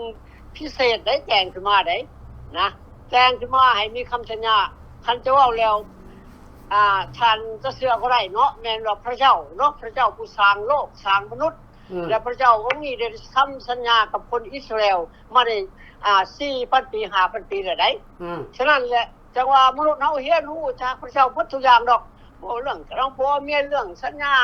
อันนั้นอันนี้ในโลกใบนี้แต่ละประเทศต้องมีคำสัญญากันฉะนั้นแล้วหลายมันมีก็เป็นอันนั้นอยู่ดอกคนในโลกใบนี้มันเลยบังเอิญเกิดศึกเกิดสงครามไล่ล่าฆ่ากันไปกันมาอยู่บ่แล้วบ่เลิศแล้วเอาไปมาก็เกิดศึกใหญ่ที่สงครามโลกครั้งที่1สงครามโลกครั้งที่2อยู่ซั่นซี่แหละอันที่จริงเลยยอดหัวศึกแต่มันออกมาจากชนชาติชาวอิสราเอลทั้งนั้นแล้วคนในโลกบัดนี้นะมาจากเชื้อสายของชนชาติชาวอิสราเอลสนับพอพระเจ้าได้สัญญากับอับราฮัมเด้นะสัญญาว่าเฮาสิประทานถ้าจะฟังความเฮาจะอวยพรเจ้ามีเชื้อสายทั่วโลกไปนี่หลายสมเด็จดีไซน์นี่ในช่องในทะเลเนาะในหาดทรายในทะเลเพิ่นว่าปานนั้นเด้ฉะนั้นแล้วจังว่าบางเทื่ออันนี้มันบ่แม่นว่าข้าพเจ้าเอาลิ้นบอกหัวได้มันมีหลักฐานนะมันมีเรื่องจริงนี่เรื่องจริงฉะนั้นบ้านนี้พรรคสังคมเมื่อมันแบ่งมาเป็น2โลกขั้วใหญ่หรือว่า2ระบอบพวกอันลัทธิคอมมิวนิสต์นี่เอามาอ้างคันจริงๆก็หมายว่าข้าพเจ้าฮู้จักคักได้พวกนี้ที่ตั้งอันลัทธินี่ขึ้นมาเขาเอาอยู่ในไมโบนี่แล้วมันเอาแล้วมันมาตั้งตนมันเป็นเจ้าเป็นพระเจ้านะอันนี้ตามข้าพเจ้าเข้าใจคักแหละเห็นบ่หมอพุทธกินมันก็เว้าเลยข้าพเจ้าได้ข่าวมันว่าเดี๋ยวนี้เฮาเชื่อพระเจ้าได้มันเชื่อพระคริสต์ได้เฮาคริสเตียนออร์โธดอกซ์ได้มันเว้าได้นั่นมันก็หาเรื่องว่าคริสเตียนหรือว่าพวกเซเว่นตกกันอย่างนี้มาทำลายความเป็นธรรมมันจังซี่มันเก่งได้เพิ่นนี่ได้แต่ว่าคือข้าพเจ้าน่ะฮู้ซั่นมาแล้วมันสิตัวแนวใดมันเจ้าได้ข้าพเจ้าฮู้แหละฉะนั้นมื้อนี้อยากจะหนุนใจพี่น้องชาวลาวของทั้งนอกและทั้งในผู้ที่รักชาติแพงเสื้อเนาะโดยเฉพาะพี่น้องทานนักรบเนาะนักรบนักต่อสู้เรือทหารกา3เราทัพแห่งพระจักรลาวของพวกเฮาฝ่ายจันทร์สมัยก่อนมันมี3เราทัพทหารกาที่ดร.เพิ่นตั้งมามันมีทหารบกทหารอากาศทหารน้ำจังซี่ล่ะข้าพเจ้าฮู้ได้เรื่องการต่อสู้นี่นะอันตะกี้นะคันขอเว้าเนาะ ประวัติครอบครัวของข้าพเจ้านี่แปลว่า5ชายนี่เป็นทหารบ่ได้พี่น้อง5ชายนี่เป็นทหารนี่ผู้หญิงน่ะ2หญิงเนาะเอื้อยกับน้องเป็นผัวกันเลยผัวทหารบ่ได้พี่น้องบ่แม่นโอลินได้นี่น่ะฉะนั้นแล้วอ้ายกบของข้าพเจ้านี่ตายอยู่ในสนามรบใด1966ใดน้องชายลาของข้าพเจ้านี่ตายของข้าพเจ้าตายอยู่ปี1979ได้บอกให้น้องมันเฮ็ดเวียกได้อันนี้แหละฉะนั้นข้าพเจ้าเครียดบ่อยากเครียดแค้นมืออยากอันนี้บ่แม่นข้าพเจ้าเว้าให้สู่พี่น้องฟังอันที่จริงแล้วมนุษย์เฮานี่บ่ว่าชาติใดมันก็ต้องรักชาติตนเองมันก็โดยเฉพาะชาวลาวเฮามันได้กินทั้งปลาแดกกินทั้งมักเผ็ดกินทั้งข้าวเหนียวปลาหัวใจนี่อันนี้อยากจะเว้าว่านักรบลาวเฮาสิกินมันบ่แม่นเรื่องย่อยๆได้พี่น้องตอนที่ข้าพเจ้าอยู่เมืองลาวยังอยู่ทำไมน้องนี่เกือบว่า7ปีได้ไปเรียนเรื่องมาตานี่มันเว้าออกปากเองเลยได้มันว่านักการเมืองมันโอ้ยว่าซั่นคันแม่นสิเอาจริงบ่สู้พวกเจ้าเด้พวกเจ้าเก่งหลายหมดน่ะทหารกองทัพนี่ที่สุดนี่เก่งหลายหมดน่ะมันว่าปานนั้นได้พี่น้องแต่ว่ามาเสียใจเนาะพี่น้องเนาะนักรบเฮาอันบ่ว่าเพิ่นว่าโตพี่น้องไอ้ย้อนว่าฟังความเจ้าความนายเพิ่นพาเฮ็ดเขตตามนั้นอันนี้พวกเฮาเป็นผู้รักชาติเป็นผู้ป้องกันชาติมันก็ขึ้นมันก็มีเจ้ามีนายแม่นบ่ล่ะเฮาเอาตามเจ้านายคือว่าเฮาก็อ่านการเมืองบ่ทันเก่งแล้วว่าซั่นเถอะคันว่าไปเอามาก็ดิฉะนั้นก็เป็นเรื่องขอบคุณพระเจ้าที่ว่าเฮานี้มาจะฮู้จักหน้าจักหลังว่าโอ้เป็นอันนี้เนาะเมืองลาวเฮาเนาะนะต่างคนก็ต่างโอ้แล้วบัดนี้คือดร.พลเว้าและพวกนักการเมืองต่างๆที่เฮาทำการต่อสู้มาแต่ปี1980นี่ก็คือว่าโอ้ยอันนี้ข้าพเจ้าก็ได้เข้าไปหลายสังกัดในหลายสัง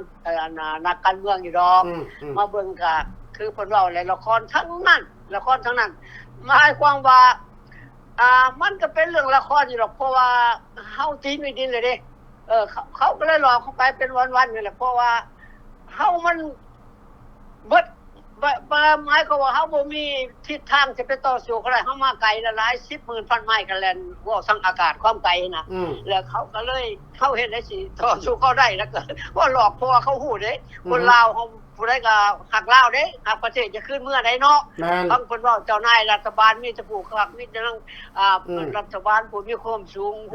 พิ่นมาแล่นการเมืองแต่1980เจ้านายสิพากลับบ้านมันเป็นอันนั้นได้มันก็ซั่นแล้วดร.พลถูกแล้วบาดนี้คันมาเป็นอย่างนี้พี่น้องเขาก็จะคล้องห้องแล้วก็เชิญชวนอวนต้านพี่น้องทุกท่านบ่อยู่นอกอยู่ในวันนึงข้าพเจ้าก็ล่มกับประเทศลาวเด้คนลาวเด้โทรมาแล้วข้าพเจ้าก็เอายอดมาอย่างใดเอาเด้อพี่น้องเอ้ยว่าซั่นเตรียมตัวเตรียมใจเด้อซั่นเด้อฟังข่าวแล้วเฮาเนี่ยฮักประชาชนเด้อว่า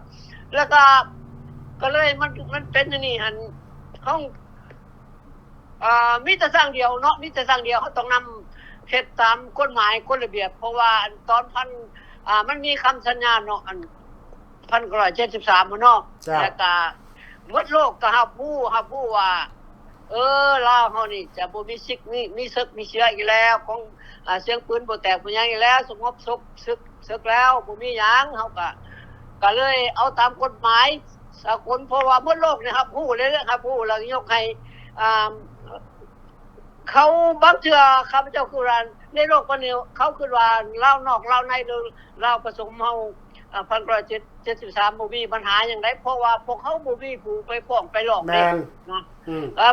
ทั้งโลกเขาก็พูดนานาชาติเขาก็พูดมื้อนึงข้าพเจ้าได้ฟังดร.เพิ่นเว้าดร.ฟารีว่าคันแม่นว่าเจ้านายสลาดปาดเปลืองนะอันตอน1975น่ะนะเฮาบ่ทันวางปืนบน74สิล่ะ75แล้วว่าซั่นซะเอามันน่ะแม่แม่นบ่ล่ะลุกขึ้นมาเลยแม่มันเอาท่านควันนะพี่น้องเฮาก็ได้เรื่องเลยเด้อันนี้เจ้านายนี่จะคิดจังได๋แล้วเฮาก็บ่แม่นอยากเว้าอยากโจมตีผู้ดองล็อกเฮาก็เลยว่ามันแม่นแนวใดเนาะมาคือนี่โอ้ยข้าพเจ้าอยากเว้าไปตรงมาว่าคือกับว่าเจ้านายบ่ฮักชาติตนเองบ่ฮักประชาชนตนเองยังประมาณนั้นเห็นแปลว่าเอาตัวรอดเป็นยอดดีไปจังซั่นนะคันมาเบิ่งนะคันพวกเฮาแพงประเทศลาวนี่โอ้ยมันไหว มันก็ฝ่ายเอามาได้แม่ยังไงอนาข้าพเจ้าว่าเรื่องนึงในตอน1975นี่หรือ74ข้าพเจ้าก็ลืมแหละคิดว่าอาณาแม่โคงอาจจะฮู้ในปี1975มีวงสุวรรณวงศ์ไหนวงสุวรรณวงศ์เราเขียนออกมาเราต่อต้านได้เราต่อต้านพวกคอมมิวนิสต์ได้ข้าพเจ้ายังอยู่เวียงจันทน์เนี่ยข้าพเจ้าก็มาอ่านเสียรายบ่เอาหนังสือเรามาได้บ้านนี้เราลุกขึ้นมาต่อต้านแท้ว่าจันทน์ก็ตื่นตัวขึ้นมาปุ๊บปักวายปักป้อมนี่กันสั่งลูกชายมันโลแล้วไปจับคอตัวเองได้พี่น้องตัวนี้ไผก็บ่มากว่าขึ้นมานี่เขาคิดว่าท่านวงสุวรรณวงศ์เราฮู้จักได้เราสิต่อต้านคืนได้แต่ว่ารัฐบาลชุมนั้นบ่เอาไหนเลยก็เลยบ่เอาเราแล้วก็ปะบ่มีต่อบ่ขึ้นมาต่อสู้นำเราได้เขาก็จับเราไปแล้วลูกเขาสร้างลูกชายแล้วมาจับไปขาแน่น่ะมันเห็นคักได้พี่น้องพวกคอมมิวนิสต์มันเอาจริงได้นี่น่ะฉะนั้นแหละพี่น้องเอ้ยเฮามาอยู่อเมริกานี่30-40 ปีก็พอกินพออยากมาถูกทุกคนดอกเฮาก็เห็นใจเบิดทุกคนและชาวลาวอพยพขึ้นฮอดบ้านฮอดเมืองไปก็เห็นว่าประชาชนบ้านฮอกของหน้าทุกข์ยากปากหมองพวกหังเป็นรัฐบาลนั้นคือลูกหลานข้าพเจ้านี่โทรมายามไรโอ้ยลุงเอ้ยพ่อเอ้ยขอโลดได้ลังเชื่อข้าพเจ้าก็จะฆ่าจังไห้ลังเชื่อก็ว่าให้ลูกหลานห้อยรัฐบาลพระเจ้าเขานอนเตียงค่ำเดี๋ยวพระเจ้าไปขอเขาบุกดูโหเป็นบ้านบ้านเมืองไปขอบุกดูโอ้ยบ่ได้แล้วไปขอกระตายเลยเขาบ่ว่าจังซี่ได้พี่น้องเห็นบ่ล่ะฉะนั้นแหละเฮาเฮ็ดแล้วได้โดยมีผู้พาผู้นำคือชาวเราทานกาลุกขึ้นมาขนาดนี้แล้วเฮาก็เห็นแล้วว่าเพิ่นก็ห้องหาเมิดทุกๆการบ้านการเมืองอยู่นอกอยู่ในให้มาร่วมกับเพิ่นเฮาต้องการประชาชนมาเข้ากับเพิ่นประมาณว่าล้านคนซะสมมุติว่าคันได้ล้านคนแล้วก็ส่งขึ้นไปเสนอนานาชาติโอ้คนลาวบ่คนนั้นรู้จักคักแล้วเด้อพวกลาวแก้วนี่มันหลอกลวงเขาเนี่ยเพิ่นก็พิจารณาตัวนานาชาติกันแม่นบ่ล่ะได้แล้วอันนี้เพิ่นวันนี้เฮ็ดจังได๋จะเอาเดี๋ยวนี้ห้องมาตั้งพรนวดมาแต่2022มาฮอดเดือน1คงปี2023เดือน3ได้ก็ได้คนเท่าไหร่คนจังเท่าไหร่ล้านหาก็ได้ 20,000-30,000 มันจะเป็นเหรอนั่นแหละพี่น้องขึ้นคักๆกันบ่ถามใจพี่น้องเองก็คักเด้อพี่น้องลาวแต่ว่าฮักลาวนะว่าเฮาสิเอาแนวใดกันแน่กันแท้เฮาจะต้องลุกมาสู้จะต้องเด็ดไหนคันเฮาเด็ดบ่ขาดเฮาบ่ชนะเขาได้คันเด็ดก็ต้องเฮ็ดให้มันขาดได้มันจะเกิดว่าเด็ดการต่อสู้เนี่ยมันต้องเป็นแบบนั้นฉะนั้นเฮาสิเฮ็ดยอมยืมนี่บ่ได้เฮามีบรรพบุรุษลาวได้พี่น้องตั้งแต่คันสิลาวไล่มาก็ตั้งแต่พุ่นแล้วอาจ้องน่ะเจ้าอันนั้นก็เจ้าฟงุมมาไล่ลงมาจนฮอดสมัยนึงก็แม่นสมัยอันของอันน่ะเจ้าเวียงจันทน์เฮาเลยเนาะได้บ่ล่ะเจ้าใส่เศรษฐาเจ้าอนุจังซี่บ่แม่นง่ายเด้เพิ่นต่อสู้เอาเพิ่นเป็นลาวให้เฮานี่จนเราได้ให้พวกเฮาเกิดอยู่หั่นเขาก็ได้เห็นดินดอนตอนหญ้าอุดมสมบูรณ์กันหมดข้างในแล้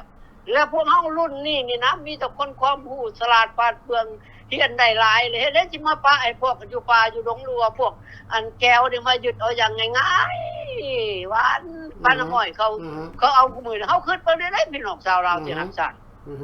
ต้องคิดได้นี่เรื่องจริงได้พี่น้องฉะนั้นมาหัวไม้หัวมือกันยาจะเผาถือเกียรติถือยศจะเผาว่าอิงจังจะเป็นเผาว่าอิสาพาโลกันโอ้ย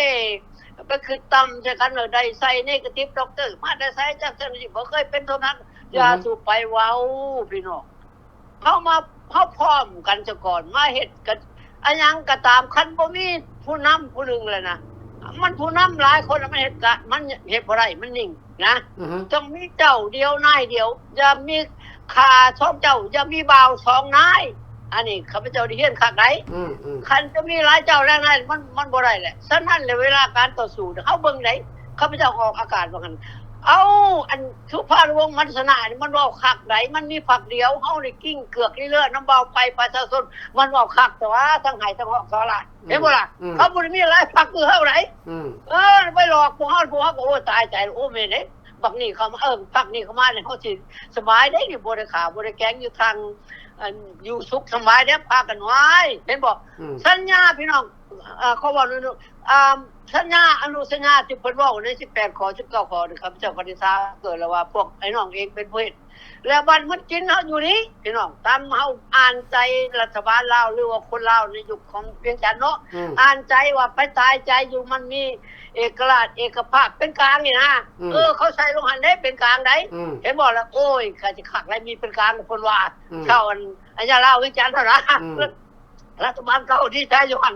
ฟาดมา70มาบ่เห็นซอกหาบ่มีเป็นกลางเขาว่าวัฒนธรรมยังบ่มีเขาว่าสาธารณรัฐโว้ยปากกงๆไปแล้วได้ปันกันปันปองกันไปแล้วได้บัดพี่น้องนี่นะเฮาจุดอ่อนของฉันแต่ว่ายังบ่ทันได้ทราบได้เนาะแม่นบ่ดอกเตอร์บ่เดี๋ยวนี้ยังบ่ทันทราบ50ปีบ่ทันทราบเขาเบิ่งต่อสู้ของชนชาติชาวอิสราเอลนี่นะเขาต่อสู้โดยตลอดได้พี่น้องเขาต่อสู้บ้านเขาก็น้อยกว่าเฮาดินแดนของเขา20,000ไมล์ซื่อๆเท่ามันกิโลเมตรซื่อๆได้ทนซื่อๆได้แต่ว่าคนเขามี8-9 ล้านเขาย่านเขาบ่ย่านไผนั่นอันนี้นี่เฮาก็ต้องแบบนั้นพี่น้องแต่ว่าพวกนี้เขาต่างชนชาติเฉลียพระเจ้ารักษาเขาแท้พระเจ้าสัญญาณอะไรพระเจ้าบ่ทิ่มเขาแต่คนบนโลกเขาพระเจ้าเขาเอาเลยคนบนโลกไปโลดคันอยากเห็นดีกับกับคนอิสราเอลไปเฮโรเฮ็ดศึกกับเขาบ่สู้เพราะว่าเจ้าบ่เฮ็ดศึกกับคนเด้จะเฮ็ดศึกกับพระเจ้าเด้อันนี้นี่ครับพระเจ้าบ้านลาวเมืองลาวก็คือกันพี่น้องเอ้ยถ้ามีความสัตย์ซื่อสุจริตเฮ็ดแท้ทำจริงฮักกันแพงกันสามานสามัคคีกันบ่แม่นไปสินาก็แม่นเจ้าเป็นนายบ่แม่นไดเดี๋ยวนี้ในบ้านเฮามันยังบ่เป็นประชาธิปไตยสมบูรณ์เนี่ยเฮาสิมาญาติกันแข่งขันกันไปต่อสู้มันบ่ได้ต้องมาเป็นไอเดียก่อนแม่นบ่ดอกเตอร์ต้องมาเข้ากันซะก่อนจับมือสิแขนเว้าวางแผนพังนำกันให้คักแน่ลึกซึ้งซะก่อนมันจังสิได้อันนี้ไม่ยังนี่แต่ว้าวใส่กันมันโอ้ยจะว่าข้าพเจ้าออกอาการข้าพเจ้าเมื่อยแล้วข้าพเจ้าเศร้าดอกก่อนอันนี้ก็เลยมานำและมาติดตามนักการเมืองถูกเผาถูกสถานีข้าพเจ้าได้เบิ่งและสังเกตตีราคาแล้วมันบ่แม่นการต่อสู้พวกดังกล่าวนั่นน่ะมันเว้าไปแบบม่วนแบบเอาไปมากับไปทางให้หนูไตซ้ำนะซี่พงให้กระลอกกระแจซ้ำนะแท้ที่มันเป็นการต่อสู้จะได้คิดดีๆท่านนักมีแต่นักมีความรู้นักการเมืองเก่งจังซั่นจังซี่และขอถามว่าอันนี้ข้าพเจ้าก็บ่ได้เรียนนักกฎหมายมาดอกแต่ว่าเฮาก็เฮ็ดปฏิโตสภาพการของโลกเป็นจังได๋แม่นบ่ล่ะวันนี้พวกเฮาเราบ่เรียนหยังแล้วมีแต่ว่าไปแล้วเอาไปมาบอกให้เขาเฮ็ดจังซั่นบอกให้เขาเฮ็ดจังซี่ไปแล้วบัดนี้ศัตรูของเฮาสิบอกมันบอกทางมันจังได๋นั่นสอนแค่อะไรนั่นนี่แม่นเลยว่ะนี่แหละพี่น้องฉะนั้น3เราทัพทหารกายแห่งพระจักรลาวเฮาเด้อถึงจะได้กับต้องเหนียวแน่นต้องเอาจริงเอาจังนำกันบ่แม่นว่าเฮาสร้างตั้งกันขึ้นมามันบ่แม่นง่ายเด้อดรเพื่อเพิ่นสิแล่นมาฮอดนี่มันก็ล้มลุกคลุกคลานจักเขาสิจับจักเขาสิฆ่าสู้กันมาคันบ่มีพี่น้องทัพเราทัพทหารกายหัวไม้หัวมือแล้วก็ถึงจับได้โตกันนี่ดรผู้เดียวแม่นบ่อันนี้มันต้องแบบนั้นเด้พวกเฮาได้สำคัญเด้นักเรา3ทัพทหารกายเอ้ยอย่าจะไปลินได้นั่นต้องเอาจริงเอาจังต้องไปมีความรู้ความรักในกับมาเว้ามาซอยกันโทรทางหลังบ้านล้มกันคิด1 2 2เทื่อเฮาสิวางแผนแบบใดจังได๋นี่คือเพิ่นประกาศดรประกาศเฮาต้องการคนมีความรู้ต้องการคนอยากเฮ็ดแท้ทำจริงมาเฮาได้ขอลายเซ็นตั้งรัฐบาลพาดทินได้เลยเด้เดี๋ยวนี้เฮาต้องการคนผู้ที่มาอยู่แผนกนั้นกระทรวงนั้นกระทรวงนี้แม่นได้ว่ามันต้องแบบนั้นแหละคันมีรัฐบาลบ่มีคนเฮ็ดมันสิเฮ็ดได้มันสิไปเฮ็ดได้จังได๋เนาะแม่นบ่ล่ะถูกต้องท่านอันนี้ดรเพิ่นก็ว่าต้องเอาคนดีมีศีลธรรมมานี่บ่แม่นสิเฮาต้องระวังเด้ดรบ่ได้บอกเกินเลยต้องได้เบิ่งได้พอนักสวยโอกาสหรือว่าอาญาเพิ่นผู้มาเงินอยู่นำเฮานี่มันก็มันเป็นแสนเป็นหมื่นเลยเด้แม่นบ่ล่ะจังน้อยเพิ่นก็สิมาคือไดมันมีหลายเฮาฮู้ได้ฉะนั้นเฮาต้องทันเขาได้นักลบทหารกล้าพวกเฮาบ่แม่นเห็นพวกใดพวกเอาใดเห็นเฮาประกาศจังได๋ฮู้ได้คนก็ต้องเบิ่งมันคักไดเบิ่งประวัติศาสตร์มันละเอียดไดอันนั้นเลยเรื่องแล้วหมอนี่มีอันน่ะตาวงเดือนในทงเสือมันจัดการมันโลดได้น่ะแม่นว่ะเฮาต้องแบบนั้นไดพี่น้องนักรบทั้งหลายนักการเมืองทั้งหลายข้าพเจ้าคือว่าจังซั่นดอกวะถูกต้องเฮาต้องสู้ให้มันถึงหลักถึงแกนได เดี๋ยวนี้เฮาได้หนังสือคักแน่แล้วชาวโลก 3-5% รับรู้เฮาแล้วเอาได้แม่บาดนี้แม่นบ่ล่ะ อือฮึ เดี๋ยวนี้เฮาเบิ่งได้มันย่านเฮาจะตายเลยแล้วเพราะว่ามันทุกวิธีทางมันจะทำลายอันน่ะ3เราทัพทหารกล้านี่เพราะว่ามันเห็นเลยได้โตมันย่านเพราะว่าพวกเฮาต่อสู้เอาตัวกฎเกณฑ์ตามกฎเกณฑ์ตามอันน่ะตัวบทกฎหมายแม่นบ่ล่ะ มันย่านได้มันอันพวกมันเคมาคาโอนมันก็ตีขากินแล้วกันนั่นซักนั่นแหละพี่น้องจะจุดให้ได้เฮาต้องมาศึกษาคนเฝ้ามีทางเดียวเท่านี้จะต่อสู้พวกนี้ได้ ถูกต้อง แม่นบ่ดอกเตอร์ ถูกต้องมันต้องเป็นนี่เด้อข้าพเจ้าได้อ่านคักวาดภาพเบิ่งข้างในมันขึ้นกับพวกเฮาว่าสิเอาจริงเหรอจะมีความซื่อสัตย์สุจริตรักชาติเฮาจริงเหรอนั่นเฮาให้ได้ชาติได้เชื่อเอาขึ้นมาก่อนเรื่องฐานะเรื่องอะไรก็แล้วแต่เฮาต้องคอยเว้ากันดอกนั่นเดี๋ยวนี้เฮาเป็นสหายหักนำกันนะเมื่อนั้นข้าพเจ้าได้ร่วมกับน้องดร.พุ่นว่าบ่ให้เอิ้นอ้ายเรื่องแบบว่าคนงานเราแบบว่าให้เกียรติจังซั่นสิบ่แม่นเอิ้นหมอลำเด้อชื่อข้าพเจ้านี่หมอลำนะฉะนั้นต้องขอถามข่าวพี่น้องที่รักชาติทั้งหลายบ่แม่นว่าเฮาเฮ็ดการบ้านการเมืองบ่แม่นด้วยความเครียดแค้นเครียดขมให้พวกประเทศลาวดอกนะแต่มันก็มีเงื่อนไขแม่นบ่ล่ะเฮาเฮ็ดเป็นตามตัวบทกฎหมายไผผิดเฮาก็ว่าผิดไผถูกเฮาก็ว่าถูกนะเฮาบ่ได้เครียดแค้นหยังอันที่จริงเราเฮ็ดมานี้เพื่ออยากเห็นความเป็นธรรมและเกิดขึ้นในประเทศลาวเฮาสมมันบักไอ้น้องมันว่าเฮาเข้ามานี่ทุกคนอยู่ดีกินดีมันว่าแต่มา40มันบ่มีไผกินดีเลยเด้แม่นว่ามันตัวเฮาล่ะโอ้แบบนี้บ่ได้เฮาก็ต้องไปเฮ็ดเฮาต้องเฮ็ดจริงนะเฮาจะบ่คิดตัวคือพวกเขาเพราะว่าโลกเสรีมันมีหลายกว่าพวกโลกกันสังคมนิยมอยู่แล้วแม่นว่าเขาซ่องๆเบิ่งอยู่พวกเฮานี่เขาอยากซอยเฮานี่นะฉะนั้นเฮาต้องเป็นคนซื่อสัตย์สุจริตได้พี่น้องเอ้ยถูกต้องเพิ่นสิมีของซอยเฮาอยู่แล้วเดี๋ยวนี้นะฉะนั้นแล้วเฮาเฉพาะญาติกันได้ต้องมาอยู่นำกันซะก่อนเฮาได้เมืองลาวซะก่อนเฮาจังว่ากัน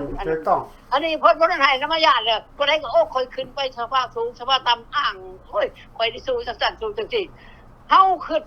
ผิดแล้วคันนักการเมืองคือจังซั่นให้คิดว่าอเมริกานี่จอมโลกได้แม่นบ่ดอกเตอร์เจ้าไปตัวเขาง่ายได้จังได๋เขาเฮ็ดนำเจ้ามานี่โดยเฉพาะอยู่ประเทศลาวน่ะบ่แม่นเขาบ่จักหน้าจักหลังได้นั่นว่าเจ้าโกงกับเขาอยู่ได้เจ้าซื่อสัตย์จังได๋เห็นบ่คุมื้อนี้มันเฮาข้าพเจ้าฟังข่าวบอกอยู่เขตนี่นะพวกอเมริกามันว่าเดี๋ยวนี้นี่เจ้าต้องซื่อสัตย์เด้อคันเจ้าบ่ซื่อสัตย์เขาบ่ซอยเจ้าอเมริกาบ่ตรงเราได้ดีได้พวกมันได้ผู้เรียนจากกันเซาท์อีสต์เอเชียบ่แห้งนี่เด้แม่นว่านี่นะอันนั้นแล้วมันข้าพเจ้าฮู้เป็นจังซี่ได้คันเจ้าเห็นบ่เดี๋ยวนี้ยูเครนนั่นประธานประเทศของยูเครนก็ไล่บ่ได้ออกในพ้นยังบ่ออกเฮ็ดบ่ล่ะฟังข่าวบ่น่ะย้อนแล้วไปคอร์รัปชันแล้วเพิ่นบ่ส่งให้เห็นบ่ล่ะการช่วยเหลือเฮาคือกันได้พี่น้องนักรบนักการเมืองน้อยใหญ่ทั้งหลายเอ้ยเฉพาะไปขอเอา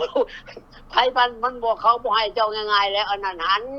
เขาต้องการเฮามาโฮมกันเอาคันจะโฮมอยู่พวกพรรคในโฮมก็ว่าพรรคในโฮมแต่ว่าพรรคในโฮมมันจะเอาตัวใดมาสู่เพิ่นจะเอา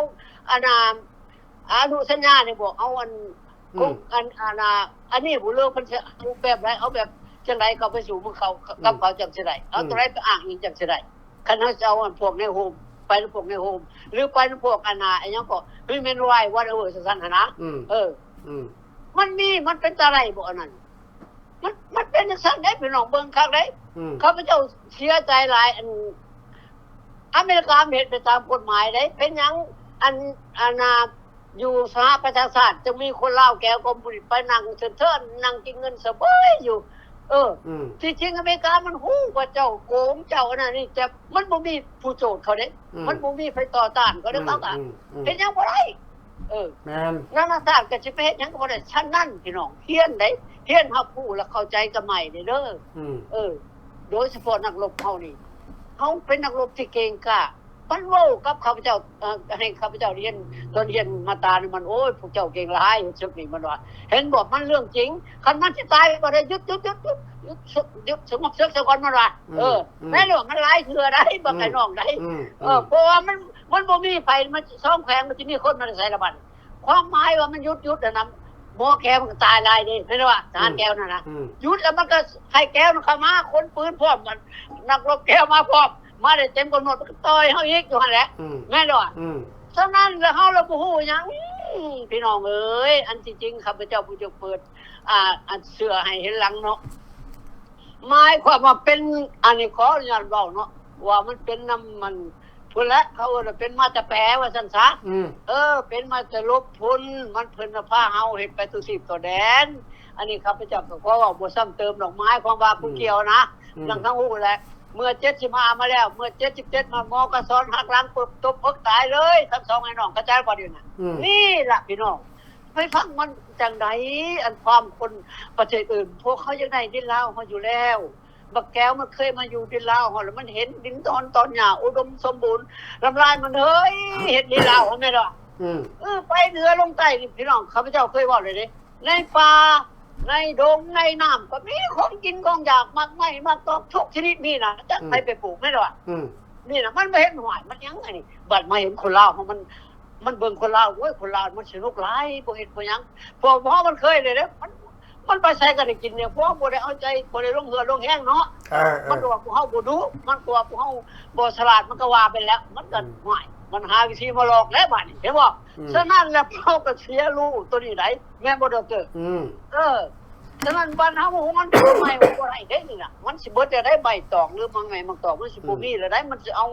ยางพลอกพลามาเฮ็ดทุกทีโคกบ้านข้าพเจ้ามันเป็นยางพลาหมดโทรหาลูกหลานน่ะแล้วเฮาถามว่าแม่นไผเป็นผู้คุมโอ้กับมันนั่นแหละปักเก็กปักแก้วนั่นเป็นผู้คุมยางพลาก็ดินั่นเชื่อพวกไล่ตีไล่ฆ่ากันมันคุมเฮาหลายบ่ดอกนั่นคันว่ามักแก้วมันบ่ได้มักเด้คนลาวเฮาจริงๆไดบ่ได้มักแต่มันเสียแผนไปแต่เซิงๆซื่อๆไดเพราะจะซนบ่ได้มักได้พี่น้องพอของข้าพเจ้าไอ้น้องข้าพเจ้าเฒ่าพ่อตาที่ไปเฮ็ดเป็นกุลีให้ปักเก็กปักแก้วโอ้ยตกเขาซับหมดหมดแต่เวลาฝรั่งมันเฟ้อนะฝรั่งเฟ้อตัวโจกก็นำโลตัวเท่าแก้วเห็นบ่ล่ะอันนี้เฮาคิดได้พี่น้องเฮาคิดแบบนี้แล้วก็เฮ็ดได้ต้องเฮ็ดอย่ามันชักช้าเสียเวลานะมัน50ปีมันเกินเวลาแหละสมควรเฮาจะต้องมาเต้าโฮมกันแล้วฟ้องร้องนานาศาสตร์เอามันขึ้นศาลคือดร.เพิ่นประกาศอยู่แต่ละมื้อแน่บ่ดร.เนาะเอาสรุปซะข้าพเจ้าก็ขอเว้าจังซี่ละขอบอกขอบใจนำละลายเด้อท่านผู้ชมผู้ฟังได้ก็อันไหนมันสิเข้าอกเข้าใจก็บอกกันในผิดพลาดอภัยกันหรือว่าอันน่ะบ่รู้กันมาปรึกษากันใหม่เนาะอันนี้ทุกคนเฮาก็มีความผิดพลาดหมดทุกคนแล้วกันว่ากระจายหยังแต่มันก็เป็นอันนี้ละข้าพเจ้าผู้นี้แต่ว่าคันหมู่เอาจริงก็จริงหมู่ต้องเด็ดคันเด็ดเอาเด็ดให้มันขาดคันเด็ดบ่ขาดมันเขาก็บ่กันเอาเลยเนาะโอเคเอาขอบคุณครับทีนี้ก่อนเนาะเจ้าขอบใจหลายๆท่านโอเคเอาแก้บ๊ายบายก่อนเด้อเอาบ๊ายบายนี่แหละพี่น้องความจริงเนี่ยจะเรามาหาเถื่อ10เถื่อมันก็ว่าเราเว้าความเก่านั่นแหละเพราะมันความจริงเด้เฮ็ดจังได๋ซั่นน่ะคันความจริงมันก็บ่หนีจากหม่องเก่าแล้วสิมาติว่าเฮาความเก่าบ่ได้เพราะความจริงมันเกิดขึ้นในประเทศลาวเนี่ยยังบ่ได้ถูกแก้ไข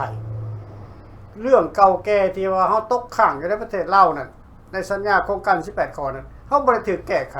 คันบ่ถูกแก้ไขเฮาก็ต้องนำขึ้นมาเว้าแล้วก็เว้าอีกเปลี่ยนกันเว้าเจ้าเว้าคอยเว้าเปลี่ยนกันเว้าตลอดพี่น้องเพื่อให้มันถึกจุดของการต่อสู้บ่แม่นว่าจะไปเว้าเรื่องประเทศนั่นไปเว้าเรื่องประเทศนี้เขาเฮ็ดสงครามแบบนั้นเขาเฮ็ดสงครามแบบนี้อันนั้นมันเป็นการเปรียบเทียบมันบ่ได้เกี่ยวของกับคดีประเทศลาวแล้วโอเคเขาจะเฮ็ดจะได้ให้ลาวเฮาปลดแอกออกจากการเป็นขาทาสของพรรคคอมมิวนิสต์ลาวซะก่อนเฮาต้องรู้จักจุดแข็งจุดอ่อนของมันว่าคอมมิวนิสต์ลาวนี่พยายามมันจะมีอำนาจเหนือคนอยู่ในประเทศลาวได้เพราะมันมีแก้วค้ำหัวมันอยู่มันมีแก้วเป็นนายหัวมันอยู่มันจึงบ่สามารถหลุดพ้นออกจากการหับใส่ของเวียดนามมันก็เอาการคำสั่งของเวียดนามนั่นมาบีบบังคับพ่อแม่พี่น้องประชาชนคนลาวแล้วใครจะมาฟังเฮาเมื่อเฮานำข่าวสารนี่ขึ้นสู่สหประชาชาติถ้าเฮาบ่มีพลังเฮาบ่มีเสียงร่วมกันคือท่านเพิ่นเว้าว่านั่นนี่การจะเข้ามารวมในขบวนการของ3เหล่าทหารกะมีหลายแบบข้าพเจ้าก็ได้บอกไปแล้ว แบบทานบ่ได้เสียเงินพอดันก็คือเขามาโหวตมาลงประชามติอยู่ในเว็บไซต์ของทหารการนี่ใน Free Lao Government หรือว่า loyallao.org นี่ท่านเข้ามาโหวตนั่นคือการเข้าร่วมกระบวนการทหารการแบบบ่ได้เสียตังค์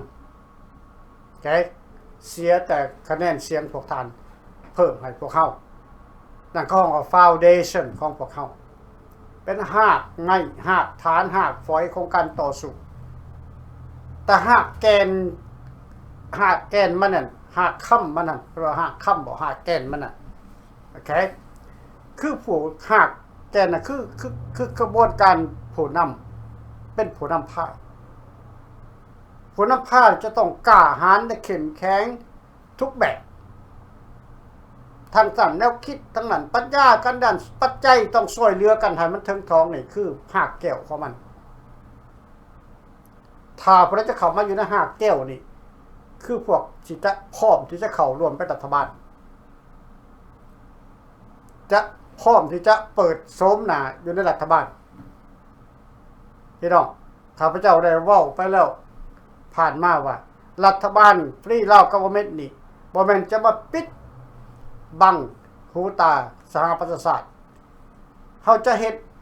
โครงการของรัฐบาลFree Lao Governmentออกมาและจะมีรายชื่อและก็รูปติดของคณะรัฐบาลFree Lao Governmentอยู่ในหน้าปกของปึกและจะยื่นต่อสหประชาชาติจะยืนต่ออาจารย์ว่ายืนต่อประเทศเก่าประเทศเอเชียศูนย์กลางของเพิ่นยืนต่อสภา EU ยืนเข้าไปประเทศฝรั่งเศสยืนเข้าไปประเทศแคนาดาเพื่อแจ้งการว่าFree Lao Governmentนี่นะถูกต้องตามกฎหมายและพร้อมที่จะรวมขบวนการกับนานาชาตินี่ฮื้อฟื้นสัญญาของความเป็นลาวเดี๋ยวนี้ลาวตกเป็นขี้ขาของแก้วนี่มา47ปีแล้วโดยใส่ลาวมาปกครองเราแต่อยู่เบื้องหลังแล้วแม่นแก้วเป็นผู้มีอำนาจเขาก็ต้องอธิบายไปพี่น้องให้เพิ่นรู้จักและมีพรรคการเมืองใดใน40กว่าปีนี่เฮ็ดเบี้ยคือทหารกาบ่มีข้าพเจ้าเข้ามาหลายพรรคการเมืองแล้วบ่มีดอกผู้ใดจะเว้าอธิบายเรื่องเล่าต่างๆที่ผ่านมาแล้วก็อยากจะเสริมเข้าไปเฮ็ดให้มันแก้ไขปัญหาเล่านี่บ่มีข้าพเจ้าอ่านเกือบทุกสมัยพระคงแต่ละองค์การที่ว่าการเมืองที่ข้าพเจ้าเข้าไปพัวพันนำเพิ่นก็ให้เฮาอ่านคือกันไม่เพิ่นบ่ให้เฮาอ่านเฮาก็เห็นหมดทุกอย่างพี่น้องนี่แหละเฮาจึงจะให้ทุกคนนะว่าเห็นว่าทหารกล้านี่นะบ่แม่นของปลอมบ่แม่นของปลอมแล้วบ่ต้องแล้วก็หยุดสงสัยได้แล้วหยุดสงสัยได้แล้วถ้าท่านพร้อมจะเข้ามารวมในทหารกล้าก็เข้ามาจะเข้ามาเป็นผู้บริหารเป็นหากแก้วก็ได้จะเข้ามาแบบประชาชนธรรมดาโดยบ่เสียตังค์ก็ได้มีบัญชีรายชื่อออกมาเป็นอยู่ในบัญชีเราทหารกล้าก็ได้หรือว่าจะเข้ามาทางบ่มีชื่อเข้ามาโหวตเข้ามาประชามติก็ได้เฮาให้ทุกแบบพี่น้องเฮาให้ทุกแบบเพื่อจะถอนโคมลาวสุดนี้เพื่อจะขับไล่พวกพรรคคอมมิวนิสต์สปปลาวนี่ออกจากอำนาจและขับไล่แก้วอิทธิพลของแก้วออกจากเรานำเอาระบอบเสรีประชาธิปไตยกลับคืนสู่ประเทศเพื่อให้พ่อแม่พี่น้องประชาชนคนลาวของพวกเฮานี่ได้อยู่สุขสบายกันต่อไปพี่น้องอันนี้คือความตั้งใจของหน่วยทหารกะทุกๆคนพี่น้องขอขอบใจในคำเกินมื้อนี้พบกับข้าพเจ้าใหม่ในมื้อต่อไปขอขอบใจกัน